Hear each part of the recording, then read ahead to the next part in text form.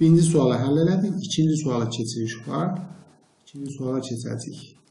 Hansı testi? YÖS ikinci YÖS'dür. İkinci YÖS'ün səhifə 195'dir. Baxın. Səhifə 195'dir. Yəni unutmayın, ikinci testdə əlində ikinci YÖS kitabı olanlar üçün bir kömək olacaq. Olmayanlar da fərq eləməz yəni. YÖS'ünüz vardır ya yoxdur. Buna baxıb öyrənə bilərsiniz. YÖS də belə yəni YÖS işləmədən imtahana getmək olmaz. Baxın uşaqlar, buradan belə bir şey çıxır. A vur B bərabərdir B. A vur B bərabərdir B. Nəyi vursan nəyə özü alınar? Demək A 1'dir. Yəni B'ni 1'ə vursan B alınır. Başqa bir şeyə vursan alınmaz. Sonra B vur C bərabərdir 0. Demək B vur C bərabərdir 0. B 0 deyildir uşaqlar, amma nəyə vursan 0 alınır? Bir ədədini nəyə vursan 0 alınır? 0'a vursan. Demək C 0 imiş.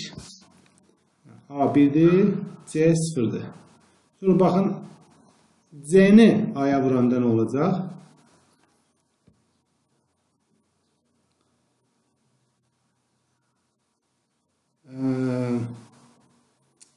Yox, C 0 olmuş. C'ni A'ya vuranda gəlin baxaq. Gəlin belə bir şeye baxaq. Baxın, B vur C bərabərdir 0'da, deyil. Ya B ya da C 0'a bərabərdir. Davamına baxaq. A vur C bərabərdir 8'ə. A 1 idi, demək C 8'dir.